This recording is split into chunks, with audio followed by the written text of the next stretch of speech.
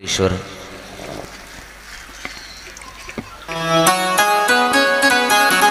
संबंध विश्वाचे धनी, सृष्टीचा रचिता म्हणून ज्यांना संबोधलं जातं अशी देवादिदेव भगवान शंकरजी यांची अगदी श्रेष्ठ, सर्व जीवाला पुनीत करणारी, पाप्यांना मुक्ती देणारी आणि भक्तांना वरदान देणारी कथा म्हणजे शिवमहापुराण कथा होय. या कथेचा साजरा होत असलेला हा तृतीय दिवस. नैमिषारण्य नावाचं क्षेत्र आहे. त्या नैमिषारण्य नावाच्या क्षेत्रामध्ये 88,000 ऋषी असनच बसून सूत महोदयाकडनं कथा श्रवण करतायत. प्रातपर अखिलेश्वर जगदीश्वर ब्रह्मांड चालक भगवान शंकरजी याच्या चरित्राचं गुणगान करत असताना या शिवपुराण महात्म्याविषयी आपण पाहिलं. हे शिवपुता कथा ऐकल्यानंतर पाप्यातला पापी, दुराचारी, वाईट वागणारा याला सुद्धा मोक्ष प्रदान होतो. जर देवराज ब्राह्मणाची कथाही ऐकली, तोच बिंदुक नावाचा ब्राह्मण, त्याची चंचुला नावाची पत्नी, या पत्नीनं शिवगणातले श्रेष्ठ असणारे तंबुरा महाराज, या तंबुरा महाराजांकडून, या शिवगणाकडून विंध्य पर्वतावर जाऊन आपल्या पतीच्या मोक्षासाठी शिवपुराणाचं आयोजन केलं आणि शिवपुता कथा वर्णन करून सांगितली.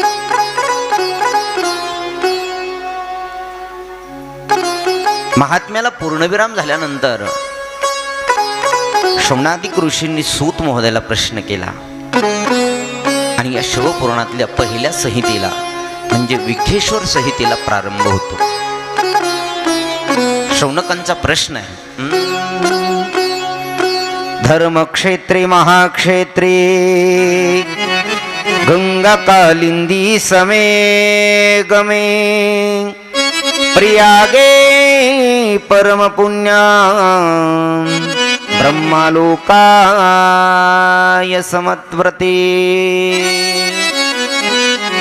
धर्माचं क्षेत्र, पुण्याचं क्षेत्र म्हणून ज्या क्षेत्राचं नाव लौकिक आहे, ज्या क्षेत्रामध्ये तिन्ही गंगा वास्तव्य करतात, गंगा, यमुना आणि सरस्वती, असं परम पुण्यवान क्षेत्र ज्याला तीर्थांचा राजा म्हटलं जातं. तीर्थ तर अनेक आहेत, पण तीर्थाचा राजा एकालाच म्हटलं जातं, ते म्हणजे तीर्थराज प्रयाग क्षेत्र आहे. जे प्रयाग क्षेत्राला त्रिवेणी संगमही म्हटलं जातं आणि ज्या तीर्थक्षेत्रावरती सध्याच्या काळात आज तागायत कुंभमेळा चालू आहे, त्या क्षेत्रामध्ये सर्व ऋषी सत्संग करण्याकरता जातात. ते क्षेत्र महान आहे.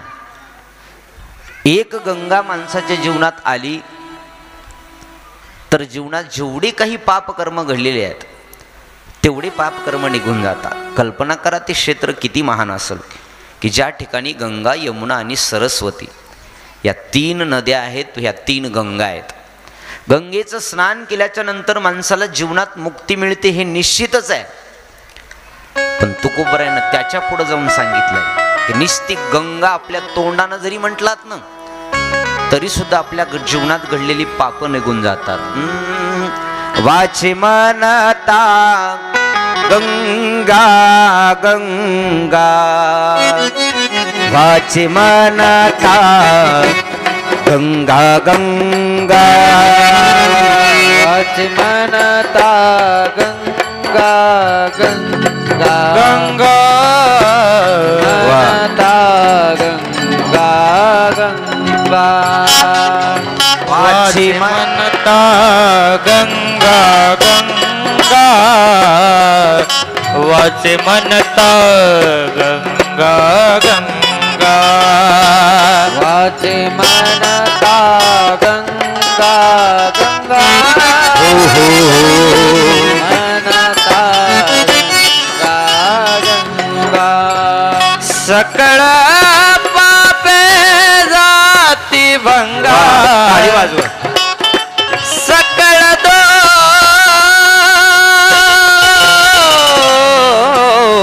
दोष जाती भंगा जाती भंगा दृष्टी पडता ब्रह्मगिरी त्यासी नाही यमपुरी त्यासी नाही यमपुरी त्यासी नाही यमपुरी दृष्टी पडता ब्रह्मगिरी त्यासी नाही यमपुरी त्यासी नाही यमपुरी त्यासी नाही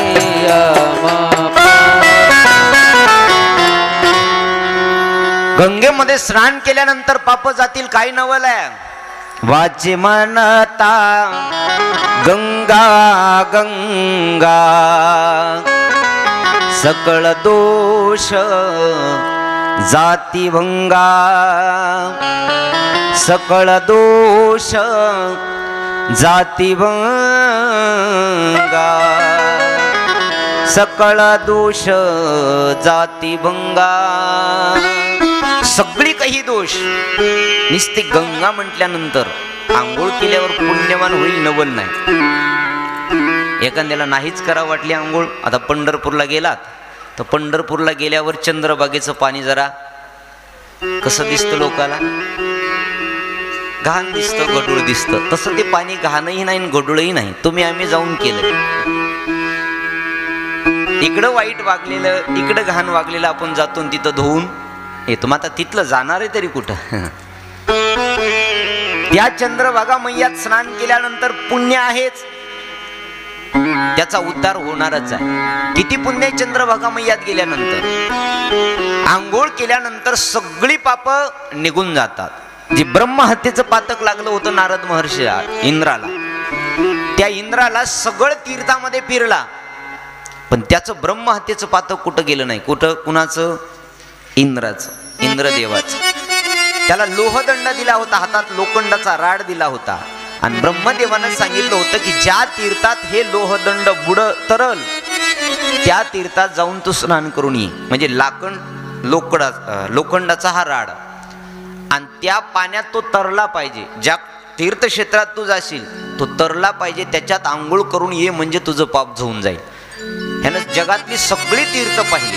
किती तीर्थ जगात?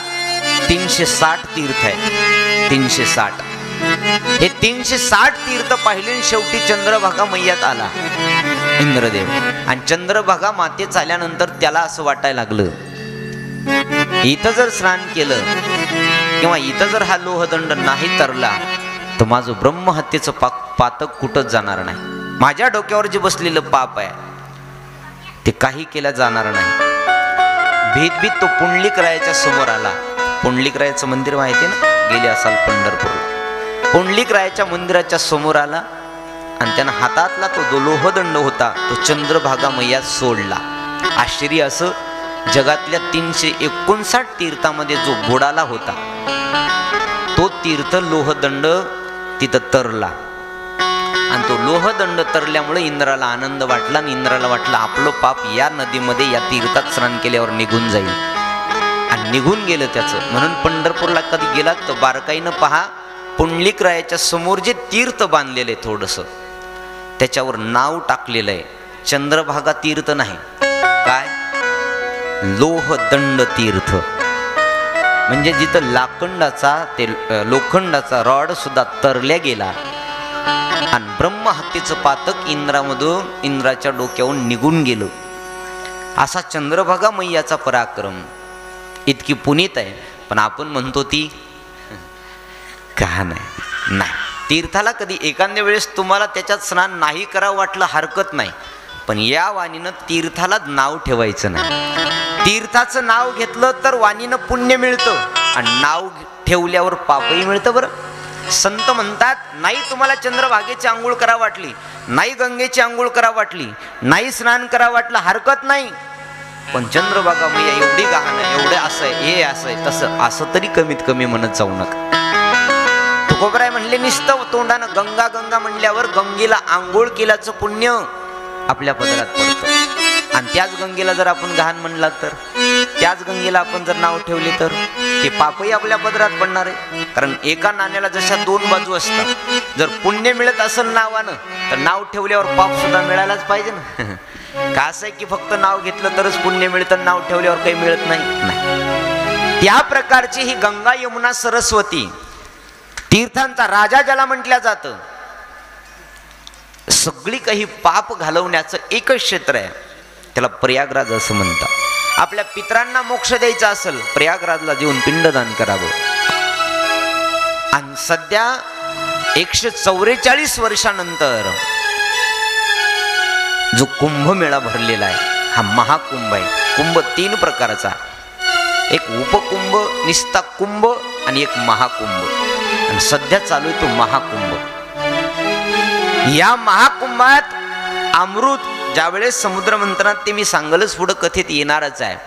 हे कुंभमेळा का भरल्या जातं, कशा करता या कुंभमेळ्याला एवढं साधू संतांनी महत्व दिलं, तर ज्यावेळेस समुद्र मंथन झालं, समुद्र मंथनातून प्रथमतः हलहल नावाचं विष निघालं, ते घेतलं शंकरजीनं आणि मोहिनी अवतार घेऊन अमृत त्याच्यातून निघालं. अमृत घेतल्यानंतर मोहिनी भगवंताचा अवतार झाला आणि अमृताचा कलश घेऊन भगवान पळत असताना राक्षस माग लागले होते देवाचे. आणि ब्रह्मांड करत फिरत असताना, ब्रह्मांडाचं भ्रमण करत फिरत असताना राक्षसांना अमृत द्यायचं नव्हतं. फिरत असताना 4 थेंब अमृताचे पडले या धरामंडलावरती, या पृथ्वीवरती 4 थेंब. किती? 4 थेंब. कुठं कुठं पडले ते 4 थेंब ऐका. एक देवभूमी हरिद्वारला जी गंगा आहे, हरिद्वारच्या ठिकाणी 1 थेंब पडला. 2 नंबरला उज्जैन जिथं महाकालेश्वर आहे 12 ज्योतिर्लिंगापैकी, तिथं उज्जैनला 1 पडला. 3 नंबर तीर्थराज प्रयागला जिथं गंगा यमुना सरस्वती त्या नदीमध्ये 1 थेंब पडला. आणि 4 नंबरला आपल्या महाराष्ट्रात नाशिक जिल्ह्यामध्ये त्र्यंबकेश्वर नावाचं जे ठिकाण आहे तिथं 1 कुंभमेळा ते अमृताचा थेंब पडला. महाराष्ट्र पुण्यवानच आहे बघा. याच अभंगात सांगितलंय दृष्टी पडता ब्रह्मगिरी, जो ब्रह्मगिरी पर्वत आहे नाशिक जवळ त्र्यंबकेश्वरच्या जवळ, दृष्टी पडली जर ब्रह्मगिरीवर, निस्ता तो डोंगर तो पर्वत आपल्या डोळ्यानं पाहिला तर त्यासी नाही यमपुरी. दृष्टी पडता ब्रह्मगिरी आणि त्यासी नाही यमपुरी. दृष्टी जरी निस्ती पडली तरी त्याला यमपुरीची म्हणजे यमलोकाची यातना, किती पापी असला तरी मुक्त होतो. हे 4 ठिकाणी अमृताचे थेंब पडले, हरिद्वारला, उज्जैनला, तीर्थराज प्रयागला आणि नाशिक गोदावरी मैया गंगेच्या काठावर जिथं रामकुंड आहे. भगवान प्रभू रामचंद्र ज्या ठिकाणी राहिले होते, या 4 ठिकाणी हे अमृताचे थेंब पडले. आणि तेव्हापासून या 4 ठिकाणी कुंभमेळा भरतो. कुंभमेळा फक्त 4च ठिकाणी, बरं, दुसरीकडे भरत नाही. या 4 ठिकाणी हरिद्वारला, उज्जैनला, तीर्थराज प्रयागला आणि नाशिकमध्ये, त्यातले त्यात फक्त कुंभ 4 ठिकाणी भरतो आणि महाकुंभ फक्त 2च ठिकाणी भरतो. 4 ठिकाणी कुंभ भरतो पण महाकुंभ हा फक्त 2च ठिकाणी भरतो, कारण तिथं जागा भरपूर आहे. एक त्रिवेणी संगमला आणि दुसरं हरिद्वारला, या 2च ठिकाणी. कारण एवढी जागा पुन्हा गोदावरीच्या काठेवरही नाही आणि उज्जैनला तिथंही नाही, कृष्णा नदीच्या काठेवर.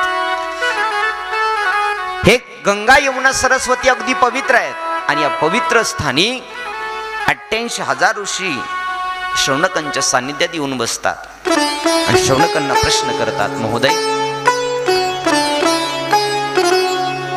हे युग संपल्यानंतर, द्वापार युग संपल्यानंतर कलियुगाची सुरुवात होईल आणि कलियुगाची सुरुवात झाल्यानंतर सगळी मनुष्य जात हे काळरूपी सर्पाचे भक्ष होतील, दुराचारी होतील, पापी ठरतील, आचरणहीन वागतील लोक, घर परिवार दार याची आचारसंहिता पाळणार नाहीत. हे त्या काळात लिहून ठेवलेलं आहे.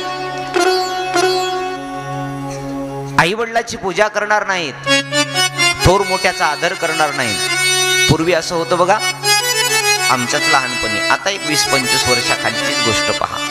तुमचा काळ ज्यावेळेस होता त्यावेळेस तर नवलच होतं, पण आमच्या काळात सुद्धा आता 20-25 वर्षाच्या पलीकडचं एखादा मोठा माणूस समोरून जर आला तर गावातला कुठलाही माणूस असला तरी त्या गावातल्या पोराला त्यांचा आदर होता. तो त्या वयोवृद्ध पुरुषाला भिवून, त्या माणसाला भिवून जे वाईट कर्म करायचे ते बाजूला जायचे. एखादा माणूस पोळी खात असेल तर समोरून गावातला कोणीही माणूस प्रतिष्ठित मोठा आला तर पोरं भ्यायचे. तंबाखू खात असले तरी ते खायचे लपवून, तो भाग सोडून द्या, पण भीत असायचे. आता काळात भीती राहिली का कोणाची? नाही. आता बाप लेक सोबत मिळून खातात, सोबत म्हणून खातात. विनोदानं सांगितलं जातं, एका पोराला म्हाताऱ्यानं सांगितलं बिडी पेटवून आण. बिडी कळते ना, बिडी पेटवून आण. ते 4थीचं पोरग बिडी पेटवायला गेलं, बिडी पेटवली, येईपर्यंत विजली. ते म्हातारा म्हणलं, मूर्ख आहेस का? काय उपयोग तुझा शाळेत जाऊन? साधी बिडी पेटवून आणता येत नाही कुणाला? त्या 4थीच्या पोराला. ते पोरग म्हणलं, तर मला मूर्ख म्हणलात का? थांबा, आता विजूच देत नाही. काय विजूच देत नाही? वा. त्यानं गेलं पेटवून आणली, पण निस्ता आलं का विजू देऊ नये म्हणून? त्यानं काय हातात धरून आणली का? काय केलं? ओढीतच आला ना. मग म्हातारा म्हणला, हा आत्ता हुशार झालास, म्हणजे अर्धी बिडी पेल्यावर. ही आत्ताची संस्कृती, पण पूर्वीची संस्कृती होती अशी की वाईट व्यसन करून माणूस घरात सुद्धा येत नव्हता. वाईट व्यसन करून माणूस घरात येत नव्हता. बापाला भीत होता, परिवारातल्या सगळ्या लोकांना भ्यायचे. आदर होता पूर्वी, आता आदर राहिला नाही. बदलून गेला जमाना, बदलून गेला निसर्ग, बदलून गेला जमाना, बदलून गेला निसर्ग, बदलून गेला जमाना, बोला टाळी वाजवत. गेला निसर्ग, बदलून गेला जमाना, बदलून गेला निसर्ग. हो, बदलून गेला जमाना, बदलून गेला निसर्ग, बदलून गेला जमाना, बदलून गेला निसर्ग, बदलून गेला जमाना, बदलून गेला निसर्ग, बदलून गेला जमाना, बदलून गेला निसर्ग.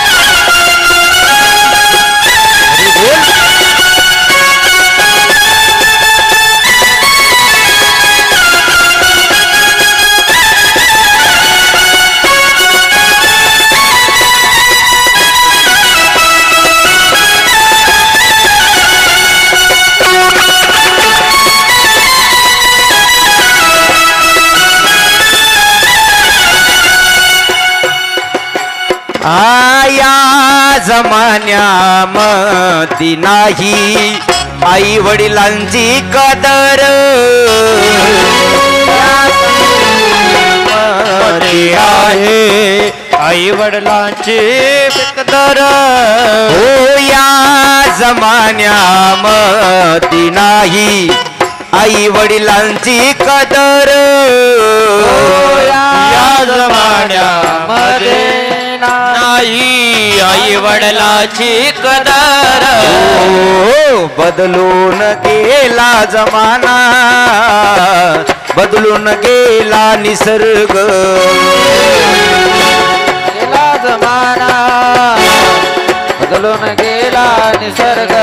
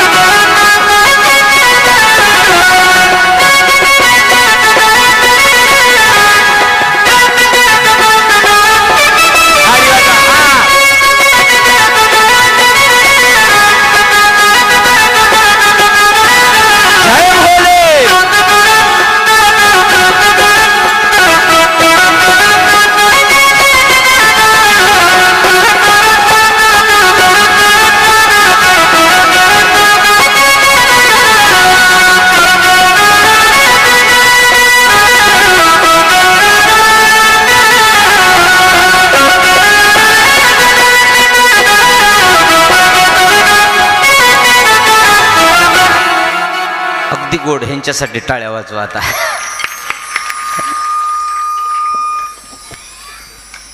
सध्याचा जमानाच असा झालाय. बदलून गेला जमाना बदलून गेला निसर्ग. जमाना तर बदललाच पण जमान्याच्या बरोबर निसर्ग सुद्धा बदलला. किती निसर्ग बदलला. हिवाळा कधी सुरू व्हायलाय, उन्हाळा कधी संपायलाय आणि पावसाळा कधी यायलाय काही कळच ना. पहिले 3 ऋतू होते. कोणते कोणते. हिवाळा वेगळा, पावसाळा वेगळा आणि काय वेगवेगळे होते महाराज. हिवाळा पावसाळा उन्हाळा वेगवेगळे होते. पूर्वी माणसं म्हणायचे तुझ्यापेक्षा 4 पावसाळे अधिक खाल्लेत. आता असं म्हणायचं की तुझ्यापेक्षा आम्ही हिवाळ्यात सुद्धा पावसाळे 4 हिवाळ्यात सुद्धा पाऊस पाहिला. उन्हाळ्यात तर पाऊस बघतोच. पावसाळ्यात पाऊस नाही, पावसाळ्यात उन्हाळा पाहिला आपण. बदलून गेले महाराज. काय झालं या जमान्यात. या जमान्या मधी नाही आई वडिलांची कदर. नाही आई वडिलाला मानत कोणी. पूर्वी कसं होतं. या जमान्या मधी नाही गुरुजनांचा आदर. बदलून गेला जमाना बदलून गेला निसर्ग. आई वडिलाला कोणी मानत नाही, गुरुजनांना कोणी आदर करत नाही. पूर्वी एखादा शिक्षक जर रस्त्याने यायला आणि विद्यार्थी खेळत असेल रस्त्यावर तर तो घरात पळून जायचा, लपून बसायचा. आता गुरुजीलाही भ्यायला तयार. हे माझ्याकडे बघायला नाही भ्यायला तयार लोक महाराज. आम्ही एका कीर्तनाला गेलो होतो आणि एक पोरग संस्थेत होतं, जसं आता आपल्या पिंटू महाराज आहेत ना आमच्याकडे, तर त्याच्या गावान पुढे जायचं होतं. ते महिना झालं पोळ्याला घरी गेलो होतं, ते आलंच नाही. गणपती करूनच त्याला वाटलं जावं, गणपती झाला तरी आलं नाही. मग सहज तिथून कीर्तनाला जात होतो. त्याच्या म्हाताऱ्यानं बघितलं आजोबानं. ते म्हणलं बाळ्या लपून बस, तुझा महाराज आलाय तुला घेऊन जाईल. ते मी ऐकलं. हे पोरग पळत पळत बाबाच्याच कानात गेलं आणि बाबाला म्हणलं बाबा तूच लप, मी महाराजाला सांगून आलो होतो मग आज आम्ही आलाय, मी 15 दिवस येणार.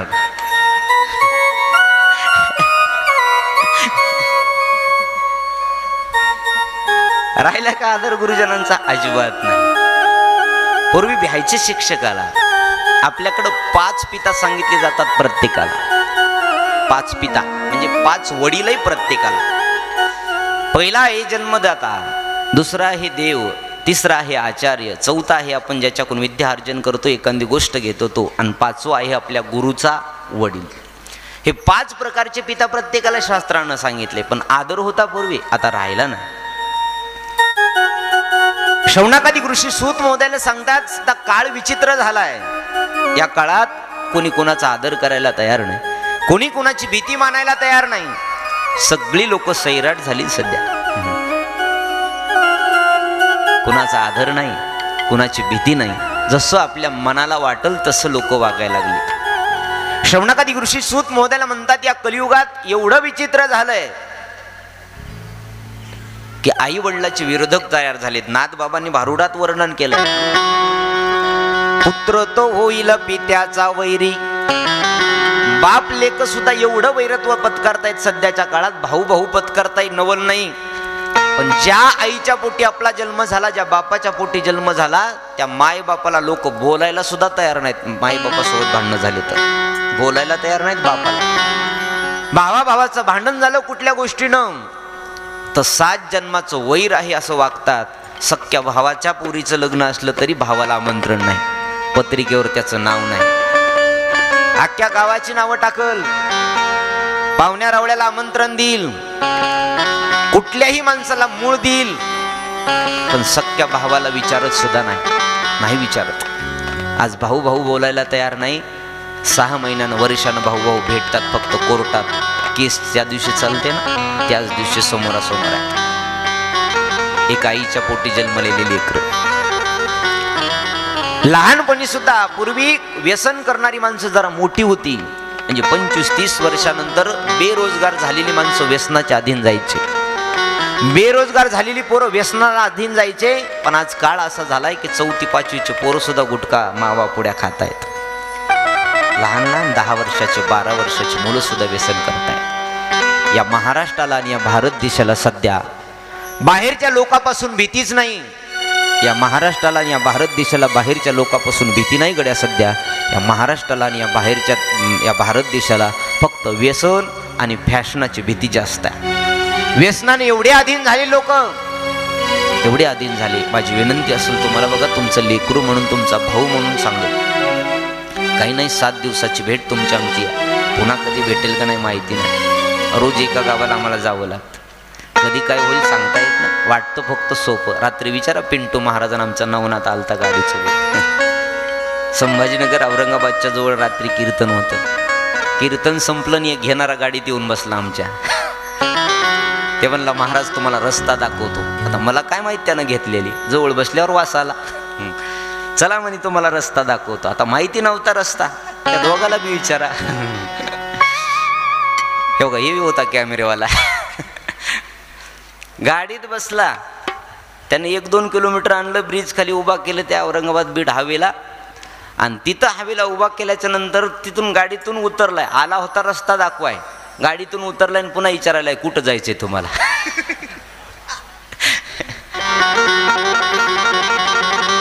त्याला सांगितलं आम्हाला जालन्याला जायचंय. एवढं कटकर बघ टाकशील ती ऐकल, पुन्हा येईल परळीला. आम्ही पुढे निघालो. पिंटू महाराज म्हणले त्याच्यावर विश्वास ठेवू नका. नवनाथ म्हणला महाराज मॅपवर बघा. मॅपवर बघितलं तर ते जायला लागला औरंगाबादमध्ये रस्ता. आम्हाला जायचं होतं जालन्याला इकडं. तिथून वापस फिरविली. त्यानं कुठून बघितलं की पुण्यात, लगेच मला फोन केलाय, महाराज वापस कसं काय आला. म्हणलं इकडून जायचंय. नाही ते रस्ता चुकला का. नाही म्हणलं चुकला नाही, जरा इकडून जायचंय. मग तुम्हाला रस्ता कुणी सांगितला.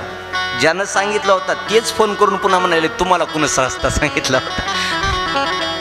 अशी लोक विचित्र झाली. काही नाही, सध्या महाराष्ट्राला फक्त एका गोष्टीतून भीती आहे बघा, ते म्हणजे व्यसनाधीनपासून. एक तुमचा भाऊ म्हणून 7 दिवसात नाही काही करता आलं तुम्हाला, नाही देवाचं भजन करता आलं, नाही बाईबापाला सांभाळता आलं, नाही कुठली गोष्ट जीवनात कमवता आली, हरकत नाही. पण मित्रा हो, पोरा हो, व्यसन तरी करू नका. व्यसन करू नका. काही नाही, या व्यसनानं बर्बाद झालेत कित्येकाचे संसार. दारू पिऊन कुणाचं चांगलं झालं नाही. आपलं तर आयुष्य आपण बर्बाद करतोय, पण आपल्या मुलाबाळाचं आयुष्य बर्बाद करतोय. एखादी गोष्ट हातातून निघून गेली ना, पुन्हा परत मिळत नाही बरं. पैसा, सत्ता, संपत्ती, ऐश्वर्य नाही मिळत पुन्हा. मिळालं एखाद्या सौभाग्याने एखाद्याला गोष्ट तिथे जपा. आपण व्यसनाच्या अधीन घालून ते बर्बाद करतो. बर्बाद. दारू गांजा मत पियारो अक्कल गुंग हो जाती है. अपने पलों का दाम खर्च कर मुंह में मिट्टी आती है. आपल्या जवळचा पैसा आपण खर्च करतो. किती लोक नाव ठेवतात रे. घरातले लोक नाव ठेवतात, गावातले लोक नाव ठेवतात, गल्लीतले लोक नाव ठेवतात. रात्रंदिवस आपण एखाद्या गटारात जाऊन पडतो. पडल्यानंतर कुणाला चांगलं वाटतं? पायात चप्पल न घालता बाप पळत येतो माझं पोरग पडलं म्हणून. माय पळत येते, डोळ्यात पदर, डोळ्यात आसू आहे, पदरानं आपले डोळे पुसत पुसत माझा लेक पडलाय, माझा लेक पडलाय. बायको कधी आली नाही बरं कुणाची, पण माई मात्र आली, बाप मात्र आला. आज असं झाले बघा. पहिलं असं होतं की प्रत्येक माणसाला असं वाटायचं की मुलगा असावा. मुलगा कशासाठी? मेल्यानंतर आपल्या शरीराला अग्नी देण्यासाठी मुलगा असावा. मोक्ष मिळतो मुलाच्या हाताने अग्नी दिल्यावर. मुलगा असावा असं वाटायचं. पण आज कलियुगात इतकी दुरावस्था झाली आहे, इतकी विचित्र अवस्था झाली आहे, त्या बापाला 28 वर्षाच्या पोराला अग्नी द्यावं लागतंय. ज्या बापानं आपल्याला अग्नी देण्याकरता पोरगा व्हावा असा वस बोलला होता, आज त्याच बापाला त्या पोराला अग्नी द्यायचे दिवस आले. ज्या बापाला वाटत होतं मला खांदा देण्याकरता एखादं पोरगा असावं, आज त्याच बापाला त्या पोराला खांदा द्यावा लागतंय, मसनवट्यात घेऊन जावं लागतंय. ही कलियुगाची दुरावस्था आहे. ही फक्त व्यसनानं झाली. व्यसन कुणाला वाटत नाही हो आपल्याला कोणी नाव ठेवावं. पिणाऱ्याला तरी विचारा, तुम्हाला कोणी नाव ठेवा असं वाटतंय का? तुम्हाला कोणी वाईट म्हणावं असं वाटतं का? नाही वाटत कुणाला वाईट म्हणावं. पण जे अंगात घेतलेली असते ना, ती मात्र ती आहे तोपर्यंत कुणाला जुमानत नाही. काही नाही बघा आयुष्यात, नाही काही कमवता आला हरकत नाही, पण आपलं आरोग्य तरी कमवा. आपल्या लेकरा बाळाला तरी चांगलं करा. करायचं तेवढं तुम्ही खूप केलं, आता खूप केलं, पण कमीत कमी माणसानं बदललं पाहिजे. सोडून द्या काही काही गोष्टी केल्यात. वाल्याचा वाल्मिक ऋषी झाला या भारतामध्येच, या महाराष्ट्रामध्ये अजामिळ नावाचा ब्राह्मणही झाला. कित्येक तरी ऋषी मुनी तप त्यांचा जर पूर्वी जन्मीचा इतिहास पाहिला तर वाईट कर्म केलेलं आहे त्यांनी. करू द्या, पण आता बदलले ना, हा सगळ्यात मोठा नियम आहे. नियम आहे काय खायचं ते खाऊ द्या असं म्हणायचे महाराज. आहोत त्याला 2 दिवसाला लागायचं, 3 दिवसाला लागायचं, पण आज बदलला ना तो. मागचं सोडून द्या. बदल झाल्याच्या नंतर लोक नावही ठेवतील. काही जवळचे मित्र म्हणतील अरे काय माळ घालून चांगलं झालं तुझं. त्याला सांगा माझं जे माळ घालून चांगलं झालंय ना, जगात कुठल्याच गोष्टीनं होणार नाही, होणार नाही. एखादी सोन्याची चैन तुम्ही अंगात घातली तर चोराची नजर तुमच्यावर पडल. वाक्य ऐका.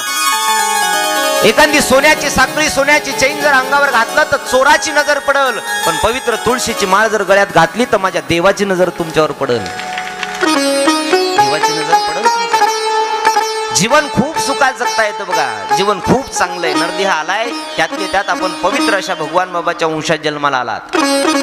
ज्या भगवान बाबांनी गायीची हत्या होऊ दिली नाही, ज्या भगवान बाबांनी पशु पक्ष्याची हत्या होऊ दिली नाही, ज्या भगवान बाबांनी वाईट व्यसन करू नका असा जगाला संदेश दिला, हा भगवान बाबांना आपल्या वंशामध्ये जन्म घेतला. कारण भगवान बाबाला माहिती होतं वंजारी कुळातली बाई आतापर्यंत मांस भक्षणच केलं नाही तिनं, म्हणून राष्ट्रसंत भगवान बाबाने तिच्या पोटी जन्म घेतला. जरी खाणारा माणूस घरात असेल तर त्याचे भांडे सुद्धा वेगळे ठेवलेत. बरोबर आहे ना? खाणारा माणूस घरात असेल तर त्याचे भांडे वेगळेच आहेत. बायको एरवी हे कधीच भांडे धुवायचा नाही, पण त्या दिवशी धुतल्याशिवाय राहणार नाही धुत. बरोबर आहे. हे धुवून सुद्धा देत नाही. तू बघ तरी सुद्धा लोकांना लाज वाटत नाही. हे दुर्भाग्य. त्या दिवशी हातानं काहीही करायला तयार आहेत, भांडी घासायला तयार आहेत. एरवी जी एखाद्या बायकोनं जर सांगितलं मालक जरा आज अंग दुखायले, थोडीशी ताप आली आहे, दुखतंय, भांडी घासून घ्या बरं, घेईल ते. आणि त्याला हौस झाल्यावर ते विचारेल का? नाही विचारत. बदला जीवन. शौनकादी ऋषीला सूत महोदय म्हणतात तुम्ही विचारताय ते बरोबर आहे. सध्या कलियुग चालू आहे आणि कलियुगात विचित्र लोक वागतायत. पण ऐका, या कलियुगात उद्धार करायचा असेल तर शौनकादी ऋषीला सूत महोदय म्हणतात वेदांत सार सर्व शिवपुराणं चैव मुक्ताममम् सर्वाधोधो दशकारकं परं परमार्थदमम्.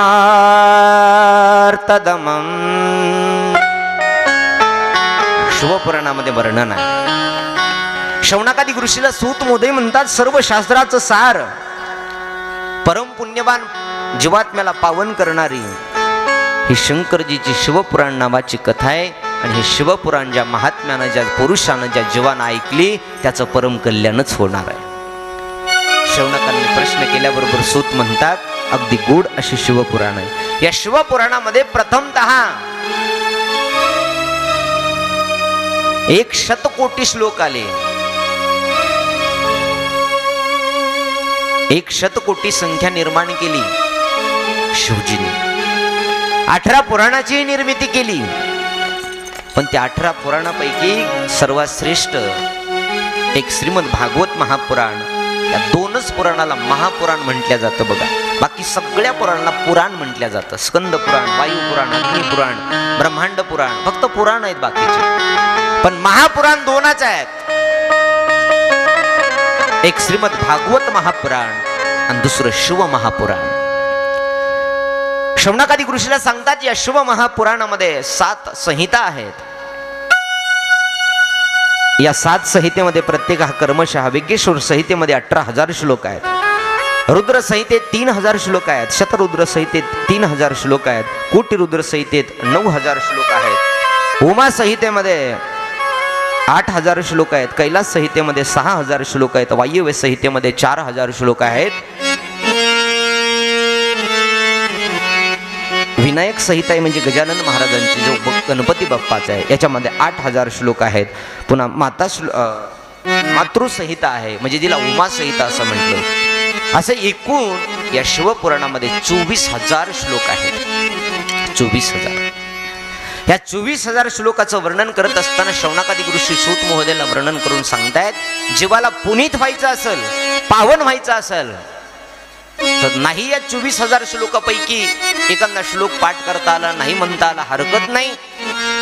पण जो ओंकार तत्वाचा मंत्र आहे तो मंत्र आपण सगळ्यांनी म्हटलं पाहिजे, की ज्याला आपण 2 प्रकारामध्ये वर्णन केलंय. 1 नंबर ओम श्री शिवाय नमस्तुभ्यम. जेवढं होईल तेवढं या मंत्राचा जप करा. या 7 दिवसात का होईना आपल्या कोणी श्री शिवाय नमस्तुभ्य मंत्राचा जप व्हावा. नाही झाला तर षडाक्षरी मंत्र आहे एक शिवजींचा, तो मात्र सगळ्यांनी जपा. ओम नमः शिवाय, हरि ओम नमः शिवाय, शिवाय हरि ओम नमः शिवाय. ओम नमः शिवाय, हरि ओम नमः शिवाय. ओम नमः शिवाय. बोला टाळी वाजवा. ओम नमः शिवाय. हरि ओम नमः शिवाय, हरि ओम नमः शिवाय. ओम नमः शिवाय, हरि ओम नमः शिवाय. हरि ओम नमः शिवाय, हरि ओम नमः शिवाय. ओम नमः शिवाय, हरि ओम म्हणा सर्वजण. ओम नमः शिवाय, हरि ओम नमः शिवाय. ओम नमः शिवाय, हरि ओम नमः शिवाय.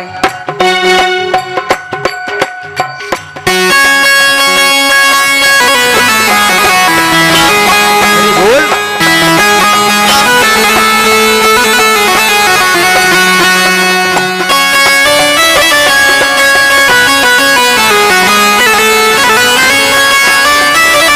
जय हो.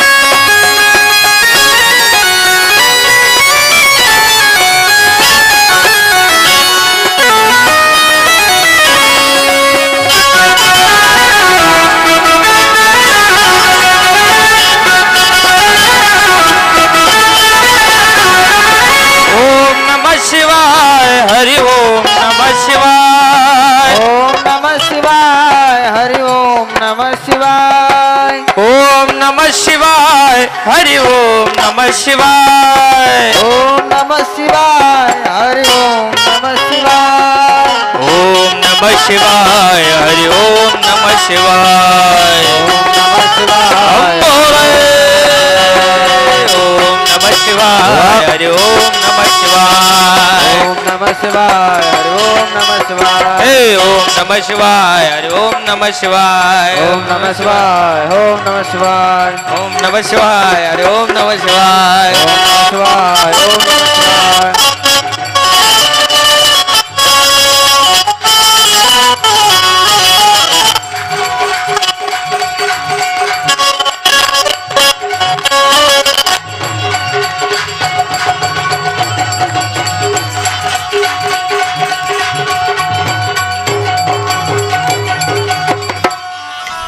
वा, टाळ्या वाजवा पुन्हा एकदा.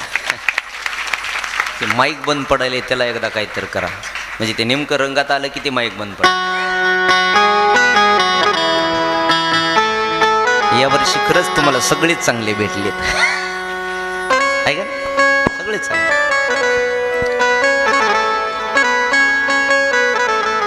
अशी एवढे चांगले मिळणं भाग्यच लागतंय. भगवान बाबाचीच कृपा आहे. एकाचं वर्णन केलं तरी कमीच आहे. महाराज सगळीच माणसं चांगली आहेत. शिवजीची ही शिव महापुराणाची कथा ऐकत असताना या 2 मंत्राचा जप मात्र सातत्यानं 7 दिवस करा. नाही एखादा श्लोक हरकत नाही. जसं एकनाथ महाराजांनं किंवा नामदेवरायानं ज्ञानेश्वरीचं वर्णन केलं की एक तरी ओवी अनुभवावे, त्या पद्धतीचं एक तरी श्लोक, नाही श्लोक झाला त्यातला अर्धा तरी श्लोक, नाहीच अर्धा झाला तर कमीत कमी ओम नमः शिवाय या षड अक्षरी मंत्राचा जप तरी माणसाने करावा. श्रवणाकादिक ऋषीला सूत मोदे सांगतात अत्यंत परम पुण्यवान पावन अशी शिव महापुराण आहे. शौनकांचा प्रश्न, महाराज परम पुण्यवान आहे ही कशाहून? आम्ही फक्त तुमच्या बोलण्यावर विश्वास ठेवावा का की हे पुण्यवान आहे? त्यावेळी शौनकादिक ऋषी म्हटले, ऐका, पूर्वी असंच झालं होतं. जे सप्त ऋषी आहेत आणि त्या सप्त ऋषीचे 6 कुळ आहेत. त्या 6 कुळामध्ये असा वाद झाला की आम्ही श्रेष्ठ, आम्ही श्रेष्ठ, आम्ही श्रेष्ठ. हे 6ही कुळ ऋषीकुळ श्रेष्ठच होते, पण या 6 कुळामध्ये वाद लागला आणि प्रत्येकाला वाटायला आम्ही श्रेष्ठ आहे, आम्ही श्रेष्ठ आहे, आम्ही श्रेष्ठ आहेत, आम्ही श्रेष्ठ आहेत, असा मोठा वाद विकोपाला गेला. आणि वाद विकोपाला गेल्याच्या नंतर ब्रह्मदेवाजवळ गेले. ब्रह्मदेवाला विचारलं, ब्रह्मदेवजी आम्ही सगळे म्हणतो की आम्ही श्रेष्ठ आहे, हे श्रेष्ठ आहे, ते श्रेष्ठ आहे, पण आमच्या 6 कुळामध्ये ऋषीकुळ कोणतं श्रेष्ठ आहे? जे सप्त ऋषी आहेत यामध्ये आम्ही कोण श्रेष्ठ आहे? ब्रह्मदेवानं सांगितलं, याचं उत्तर तर मला देता येणार नाही. एक काम करू आपण, मीही तुमच्यासारखाच निर्माण केलेला, मला ज्यानं निर्माण केलंय आपण त्याच्याकडे जाऊ आणि त्यांना विचारू की 6 ऋषी कुळापैकी श्रेष्ठ ऋषीकुळ कोणतं कोणतं? त्यावेळेस हे 6ही ऋषी ब्रह्मलोकातून क्षीरसागरात गेले, विष्णू लोकात. आणि विष्णू लोकात जाऊन चर्चा करत असताना ब्रह्मदेव समावेत आहेत. विष्णूला विचारतात, या 6 कुळापैकी नेमकं सर्वश्रेष्ठ कुळ कोणतं? वर्णन करून आम्हाला सांगा की यात सगळ्यात श्रेष्ठ कुळ कोणतं आहे? कुणाला अग्रगण्य पूजेचा मान मिळेल, कुणाला पहिला मान मिळेल, आम्हाला वर्णन करून सांगा. एवढ्यामध्ये भगवान विष्णू असं म्हणतात, तुम्हाला हे कळून घ्यायचं असेल तर तो पवित्र गंगेच्या ठिकाणी जा, अनेक वर्ष तपश्चर्या करा आणि तपश्चर्या करून शिवजींना प्रसन्न करा. आणि हाच प्रश्न तुम्ही पुन्हा शिवजीला विचारा की श्रेष्ठ कोण? सगळ्या ऋषींनी सरस्वती मा गंगेच्या ठिकाणी तप करण्याकरता आले. 1000 वर्ष तपश्चर्या केली आणि 1000 वर्ष तपश्चर्या केल्याच्या नंतर शिवजी प्रसन्न झाले. शिवजी प्रसन्न झाले आणि शिवजी प्रसन्न झाल्याच्या नंतर शिवजीला प्रश्न विचारला, शिवजी श्रेष्ठ कोण जगामध्ये? तेवढ्यामध्ये शिवजींनी सांगितलं, या जगातला सगळ्यात मोठा आधार जर कोण असेल तर ते ओंकार आहे. या जगातला सगळ्या आधार ओंकार. किती श्रेष्ठ आहेत. तर शिवजींच्या चरित्राविषयी सांगत असताना सर्व देवता लोक म्हणायला लागले इंद्र श्रेष्ठ. काही देवता लोक म्हणले इंद्रापेक्षा श्रेष्ठ ब्रह्मदेव आहेत. काही जण म्हणले ब्रह्मदेवापेक्षा श्रेष्ठ विष्णुदेव आहे. इंद्रदेवाची उत्पत्ती ब्रह्मदेवापासून, ब्रह्मदेवाची उत्पत्ती विष्णूपासून, विष्णूची उत्पत्ती शिवजीपासून. पुन्हा म्हणायला लागले अरे वा, मग आता श्रेष्ठ कोण, श्रेष्ठ कोण, कोण ठरवायचं? तर सगळ्यांनी श्रेष्ठ ठरवलं धरामंडल. कोण? पृथ्वी. सगळ्यात श्रेष्ठ आहे पृथ्वी. चला पृथ्वीवर आपण जाऊ. पृथ्वीवर आले तर पृथ्वीच्या खाली जिकडं तिकडं पाणी आहे. काय? पृथ्वीच्या खाली पाणी आहे. किती टक्के? काही ठिकाणी 70% वर्णन आहे, काही ठिकाणी 75% वर्णन आहे. विज्ञान सांगतं आपल्याला 70% खाली आपल्या पृथ्वीच्या पाणी आहे. तरी सुद्धा आपल्या महाराष्ट्रात नव्हे भारतात पाण्याचा दुष्काळच आहे. किती टक्के पाणी असून? पृथ्वी श्रेष्ठ, पृथ्वीच्या खाली पाणी. काही जण म्हणले चला क्षीरसागरात जाऊ, क्षीरसागरात पाणी श्रेष्ठ असेल. आता पाण्यामध्ये झोपलेले श्रेष्ठ कोण? भगवान महाविष्णू. महाविष्णू श्रेष्ठ ठरली. पुन्हा लोक म्हणले अरे पृथ्वी श्रेष्ठ असं म्हणून तर आलात, पण ही पृथ्वी शेषाच्या फण्यावर आहे. कशावर? शेष भगवान आहे ना, थोडक्यात साप, सापाच्या डोक्यावर ही पृथ्वी आहे. म्हणजे सापाने या पृथ्वीला आपल्या डोक्यावर घेतलंय म्हणून ही स्थिर आहे. मग काही जण म्हणले अरे चला नाग श्रेष्ठ असेल, साप श्रेष्ठ असेल. गेले सापाकडं. सरबजी, नागदेवता तुम्ही श्रेष्ठ आहेत, कारण तुम्ही एवढी मोठी पृथ्वी धारण केली आहे. ते नाग म्हणला मी कशाचा श्रेष्ठ? मैं तो शिवजी के गले में हूं. कुणाच्या? अहो मी तर शिवांच्या गळ्यात आहे. शिवाला अलंकार कशाचे आहेत? कमरेला पट्टा आपल्यासारखा नाही. कशाचा आहे? सापाचाच.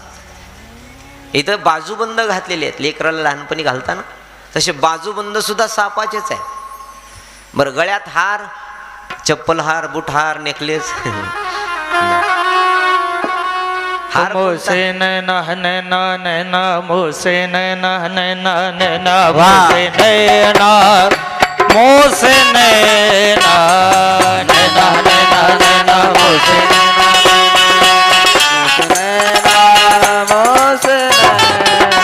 ओ बम बम बोले शंकर, गले में नाग भयंकर. डम डम डमरू बाजे, डम डम डमरू बाजे. बम बम बोले शंकर, गले में नाग भयंकर. डम डम डमरू बाजे, डम डम डमरू बाजे. काज सवारे, काज सवारे, काज सवारे, काज सवारे.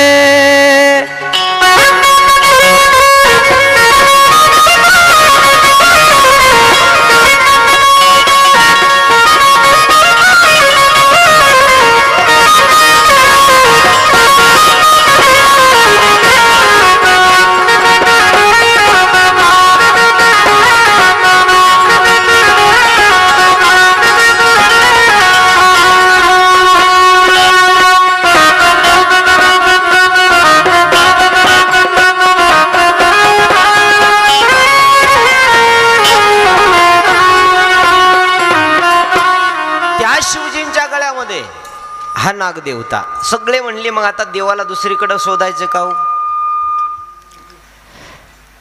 जी पृथ्वी ज्या शेषानं आपल्या डोक्यावर घेतली आहे, ज्या पृथ्वीवर एवढा भार असताना सुद्धा फक्त आपल्या डोक्यावर घेऊन तो शेष नाचतोय, आणि तो शेष भगवान शिवजीनं त्याला अलंकार बनवलेत. मग श्रेष्ठ कोण ठरलं?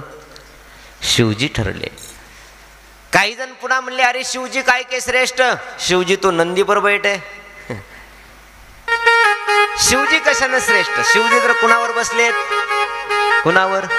नंदीवर बसले. नंदीवर बसलेले शिवजीला पाहिलं. पुन्हा लोक नंदीकेश्वराकडे गेले.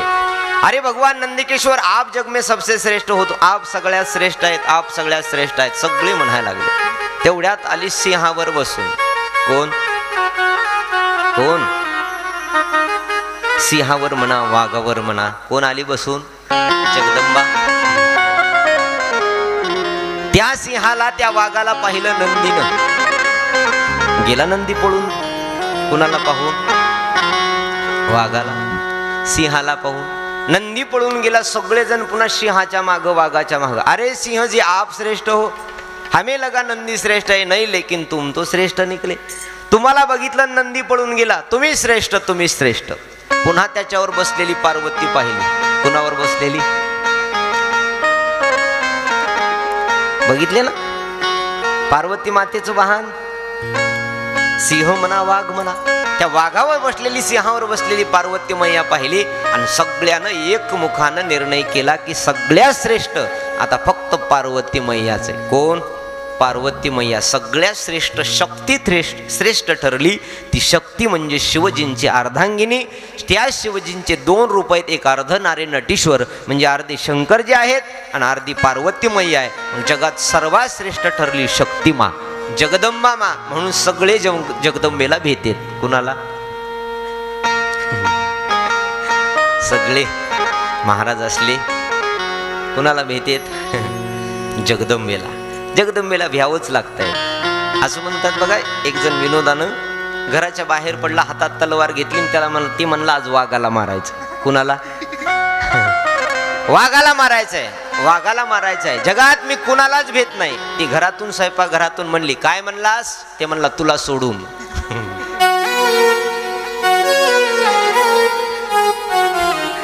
कुणालाच न भिणारा वाघ सुद्धा कुणाला भीतो? वाघिणीला. वाघ सुद्धा कुणाला भीतो? वाघिणीला. जगात जगदंब श्रेष्ठ असं ठरलं. शक्ती श्रेष्ठ. पण एवढ्यावर त्या ऋषी मुनीचं समाधान झालं नाही. ऋषी म्हणायला लागले नाही आमचं मन समाधान झालं नाही. मनात संभ्रम आहे, मनात संशय आहे. शक्ती श्रेष्ठ का शिव श्रेष्ठ? ओम श्रेष्ठ का विष्णू श्रेष्ठ? विष्णू श्रेष्ठ का ब्रह्मा श्रेष्ठ? कोण श्रेष्ठ आहे जगामध्ये? तेवढ्यामध्ये विचार करत असताना त्या सरस्वती नदीच्या किनारी सनत कुमार ऋषींची भेट होत्या. जे 4 कुमार आहेत, सनंदन, सनातन, सनत कुमार आणि सनत. हे 4 कुमार 4 भावंड ब्रह्मदेवाचे मानसपुत्र पहिले. हे 4 भावंड देवामध्ये तत्पर भजन करण्यात सर्व ज्ञानी श्रोते म्हणून त्यांना बोलल्या जातं. ज्ञानी भक्त म्हणून त्यांचे वर्णन आहे. म्हणून तर तुकोबाराय सुद्धा म्हणले तुम्ही संका दीक संत, तुम्ही संका दीक संत.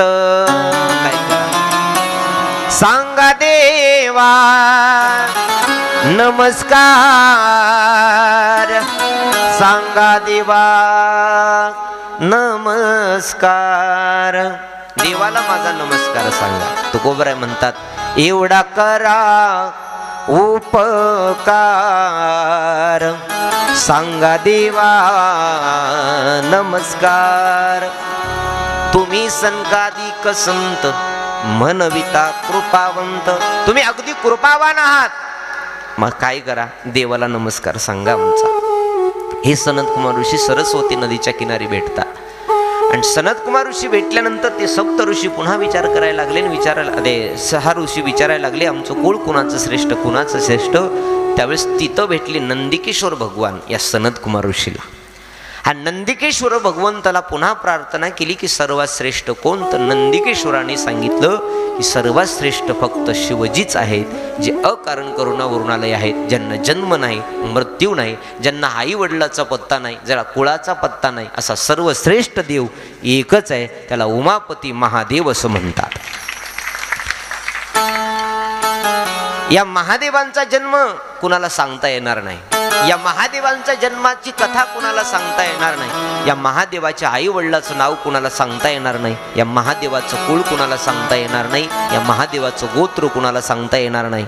एकच असा देव आहे की ज्याला जन्मही नाही आणि मृत्यूही नाही, ते म्हणजे भोले बाबा आहेत.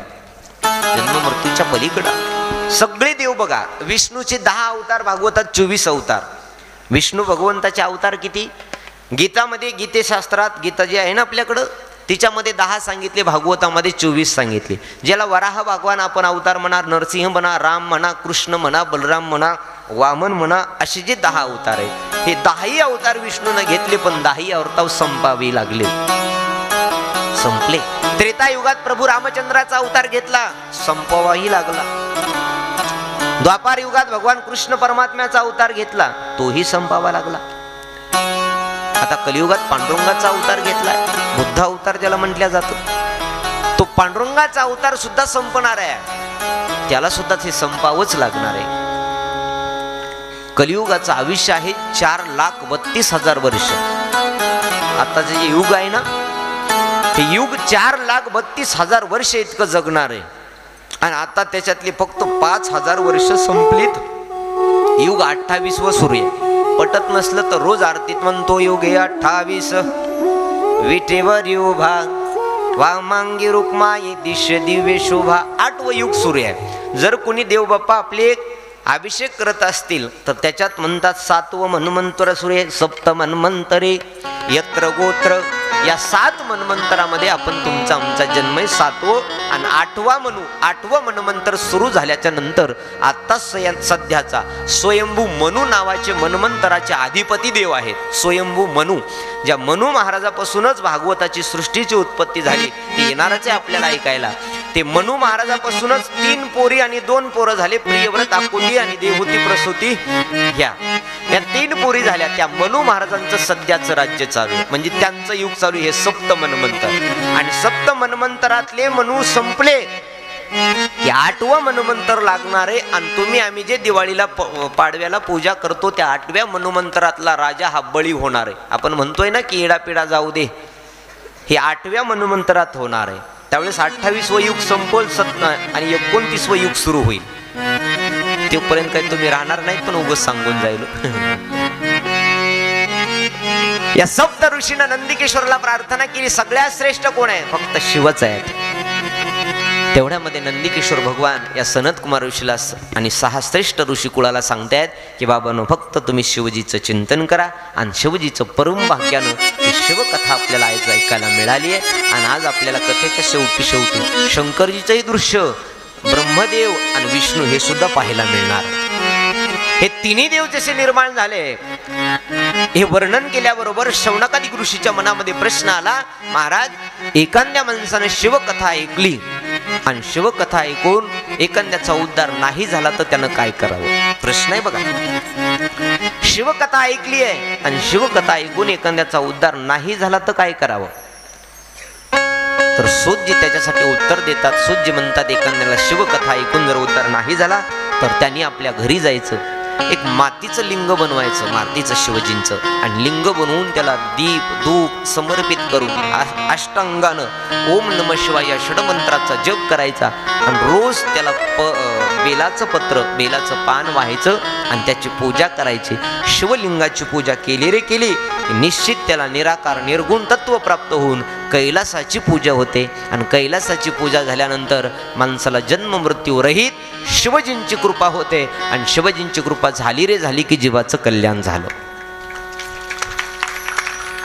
जीवाचं कल्याण झालं असं म्हटल्याबरोबर आनंद वाटला. शौनकादिक ऋषीने सूत मोदयाला पुन्हा प्रश्न केला, महाराज, या शिवलिंगाची पूजा तुम्ही करायला सांगितली, पण हे शिवलिंग नेमकं निर्माण तरी कसं झालं?